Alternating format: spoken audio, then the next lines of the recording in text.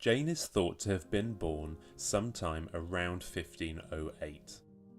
She was one of 10 kids and came from a wealthy family that had many properties. She also had royal blood, being a descendant from King Edward III. Fun fact, she was also distantly related to Henry, as well as his second wife Anne Boleyn and future Queen Catherine Howard. Jane is first mentioned in the record books in 1536, but it's known she served as a lady-in-waiting to both of Henry's previous queens, Catherine of Aragon and Anne Boleyn, so it's likely she was at court long before she was first mentioned on the records. Apart from being a lady-in-waiting, not a lot is known about what Jane got up to at court. It doesn't seem she made much impact. The marriage of Henry VIII and Anne Boleyn was going very badly, and it seems that it's around this time that Henry first notices Jane, but like Anne before her, she told Henry she could not be his mistress as her virtue was too important. This seems to have made Henry's affection for her increase. Jane, it seems, was a very different woman to Anne Boleyn. She was described as being sweet, meek, charming, honest, virtuous, and submissive. I guess you would say these are positive descriptions. At least a good Tudor woman was expected to be submissive. However, some were less complimentary about Jane. She was described as being proud, of no wit, and of no beauty. Jane became engaged to Henry just one day after the death of Anne Boleyn, and they were married less than 2 weeks after her death. I think this tells us a lot about who Jane was.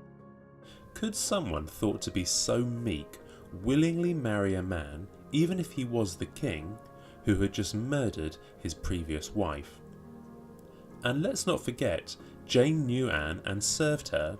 They may or may not have had a good relationship, but I do feel this shows a really ruthless side to Jane's ambition.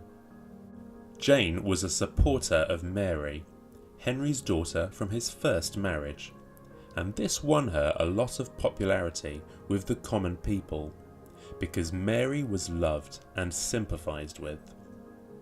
Mary had suffered after losing the title of princess and her place in the line of succession when her parents divorced. Jane helped reunite Henry with Mary for the first time in years, and she attempted to have her reinstated into the line of succession after her own yet-to-be-born children, of course. However, it would be 7 years after the death of Jane that Henry would finally have Mary, as well as his daughter from his second marriage, Elizabeth, placed back in the line of succession. Maybe it's because Henry had 2 previous very strong wives that he wanted someone a little easier to deal with for his next queen.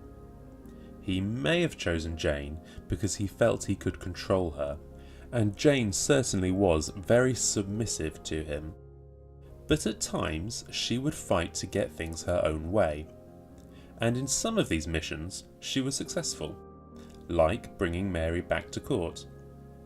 Another thing she asked for was pardons for those involved in the Northern uprisings of 1536. In this case, however, she didn't get her way. Henry even went as far as to remind Jane what happened to Anne Boleyn for interfering in his affairs. With this clear warning, Jane smartly backed off. After so many failed attempts over the years to get a son, Henry, as well as the whole court, were thrilled when Jane said she was pregnant. After what happened to Henry's first 2 queens, it makes me wonder what sort of pressure Jane must have been feeling. While always calm on the outside, she must have been nervous. If she had a daughter, this could be a disaster for her. On the 12th of October 1537, the child was born, and Henry's wishes came true, because it was a healthy son. The labour was long and very difficult, and Jane had become very unwell. Tragically, just 2 weeks later, Jane died of postnatal complications. Henry was devastated. It seems Jane was Henry's favourite wife, and when he died about 10 years later, he was buried with her. When Henry picked a new queen, you could expect her family to rise high, and this was certainly true of the Seymours.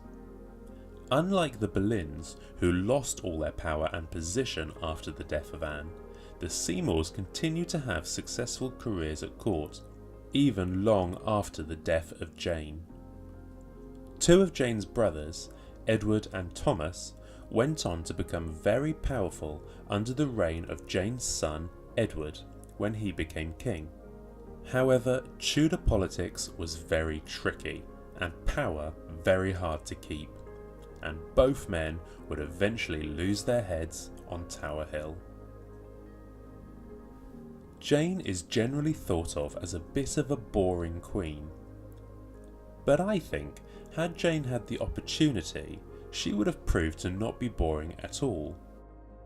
I believe she was sensibly biding her time, and would look to make her mark once her position was secure. After all, it can certainly be argued that had Catherine of Aragon or Anne Boleyn been able to give Henry a son, their position would have been safe, and they could have lived out the rest of their lives as queen, but they didn't, so they were removed. Jane knew her position was vulnerable, so she wisely kept a low profile until a son was born. As fate would have it, she would never get that chance to show what she could do. Jane clearly had a lot of ambition and a lot of courage to step into the role of queen.